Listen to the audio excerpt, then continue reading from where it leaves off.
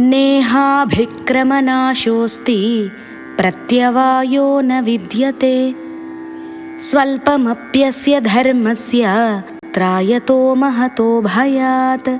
ఈ కర్మయోగం పూర్తిగా ఆచరించవలసిన అవసరం లేదు. కొంచెం ఆచరించినా చాలు ఆ జనన మరణ భయం నుండి విముక్తి పొందవచ్చు.